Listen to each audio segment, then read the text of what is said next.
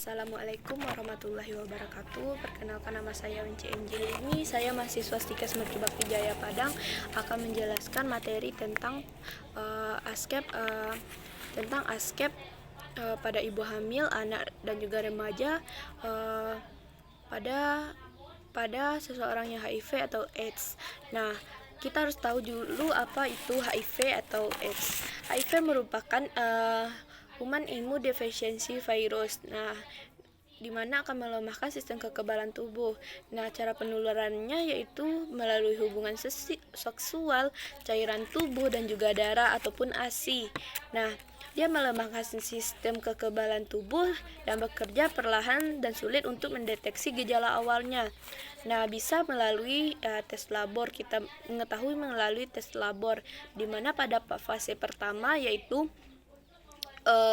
ada gejala demam, sariawan, terus keringat malam dan juga ada gejala flu. Nah, pada fase kedua yaitu virus berkembang biak secara perlahan tapi tanpa gejala. Nah, dan fase ketiga dia berkembang menjadi AIDS dan kekebalan tubuh sangat lemah sekali. Nah, AIDS ini biasanya yaitu terjadi dalam jangka 10 tahun. Nah, kuman yang ada di sekitar dapat mudah masuk ke dalam tubuh tanpa ada perlawanan. Nah, itu AIDS. AIDS itu merupakan lanjutan dari penyakit HIV. Nah, untuk asuhan keperawatan ibu hamil dengan HIV atau AIDS, di mana HIV dapat ditularkan melalui pertukaran berbagai cairan, bisa melalui ASI, melalui cairan vagina atau dan juga selama kehamilan dan juga persalinan. Nah, maka gejala fisik yang muncul selama kehamilan pada ibu hamil yaitu yang pertama yaitu ketidaknyamanan prenatal, antara lain karena keletihan yang hebat, anoreksia dan juga penurunan berat badan, dan juga adanya infeksi Candida persisca dan mengalami diare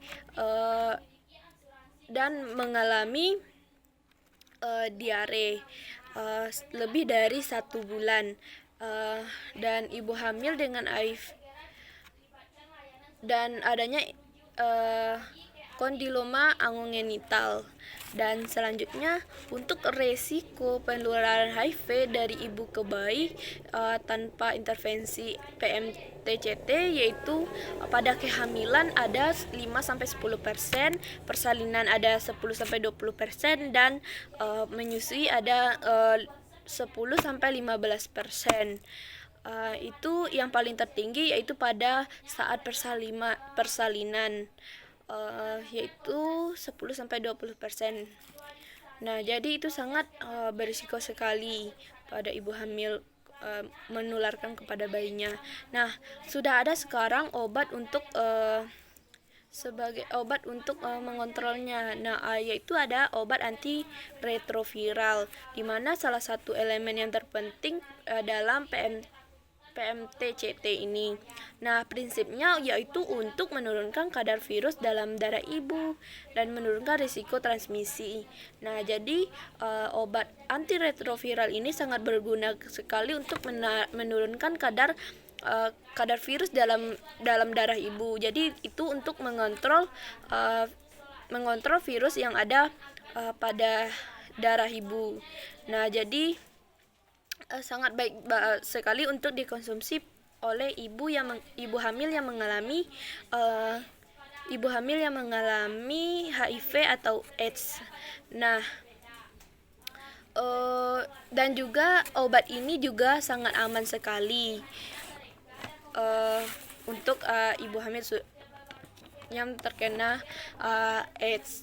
Nah, selanjutnya yaitu untuk mencegah transmisi dari ibu ke bayi, yaitu dengan mencegah infeksi baru pada usia reproduktif.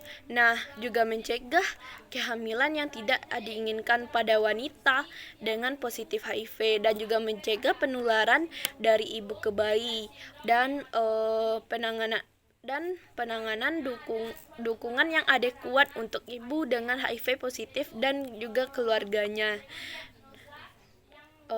Dan yang selanjutnya yaitu kita masuk pada aspek anak dan juga remaja yang terkena HIV atau AIDS. Aspek pada anak dan juga remaja dengan HIV atau AIDS. Nah, infeksi HIV akan menyebabkan AIDS. Ada dua jenis HIV, yaitu ada tipe 1 dan juga tipe 2. Nah, paling sering ditemukan di Afrika. Nah, pada proses yang terjadi sejak terinfeksi HIV,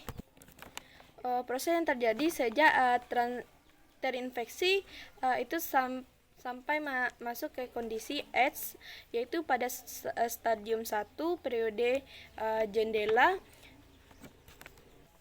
Nah, cara penularan HIV yaitu mode transmisi, waktu transmisi, dan juga faktor ibu yang menentukan transmisi dari HIV. Nah, patofisiologinya satu-satunya tujuan HIV adalah untuk mereplikasi atau membuat salinan dari dirinya sendiri, dan ia akan memasuki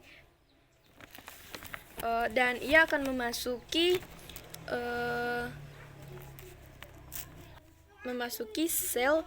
Pada dasarnya mengambil alih DNA dan memerintahkan sel untuk membuat salinan HIV, meskipun HIV memilih limfosit T4 sebagai sel pilihan dan juga menyerang banyak sel lain. Namun invasi sel T4 penting karena limfosit T4 untuk mempertahankan tubuh melawan patogen yang menyerang. Nah, proses yang terjadi sejak terinfeksi HIV sampai masuk ke kondisi AIDS, yaitu ada stadium 1 yaitu periode jendela, terus ada stadium 2 yaitu HIV positif asimptomatik atau tanpa gejala, dan stadium 3 muncul gejala, dan 4 juga masuk pada AIDS.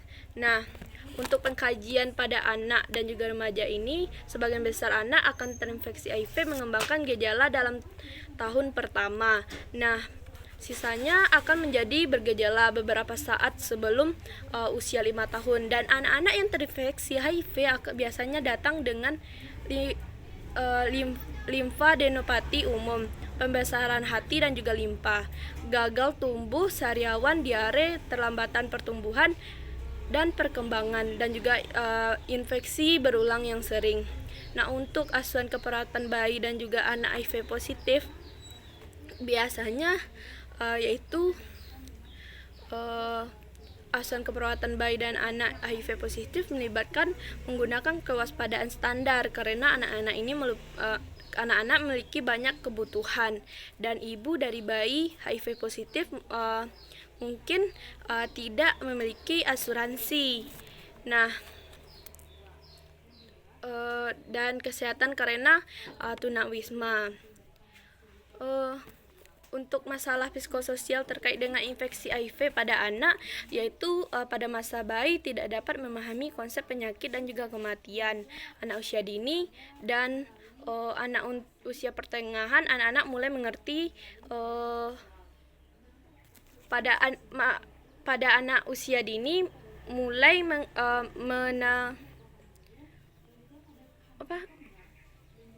mengkonseptualisasikan proses kematian yang melibatkan kerusakan fisik. Kalau usia pertengahan, anak-anak mulai mengerti ada yang salah gitu. Pada masa remaja, diagnosis sering menghasilkan penyangkalan ketakutan, penarikan diri, dan ketakutan tidak boleh oleh teman sebayanya. Nah, pada keluarga, rasa bersalah dan juga kemarahan, isolasi, dan juga depresi. Dan untuk mengatasi diagnosis AIDS pada anak-anak dengan cara yang berbeda pada usia yang berbeda, yaitu kita bantu keluarga dengan mendengarkan keprihatinan mereka dan membuat rujukan yang tepat ke berbagai lembaga dan juga organisasi. Nah, penyakit yang disebabkan HIV ada toxoplasmosis otak, sindrom wasting, dan juga yang lainnya. Dan kondisi yang meniru HIV pada anak yaitu sindrom jantung, sindrom hematologi, dan yang lainnya. Dan asuhan keperawatan pada anak dengan HIV atau AIDS, yang pertama yaitu pengkajian kita kita kaji keluhan utama pada pasien dan juga riwayat kesehatannya bagaimana, terus pola aktivitas sehari-harinya, dan pemeriksaan fisik, diagnosa keperawatan. Biasanya diagnosa keperawatan yang mungkin muncul yaitu diagnosa keperawatan yang mungkin muncul yaitu bersihan jalan nafas tidak efektif yang berhubungan dengan efek agen farmakologis, misalnya anasensi, proses infeksi. Nah, untuk yang kedua yaitu bisa diare yang berhubungan dengan proses infeksi. Nah, mungkin itu saja yang bisa saya jelaskan. Terima kasih atas perhatiannya. Assalamualaikum warahmatullahi wabarakatuh.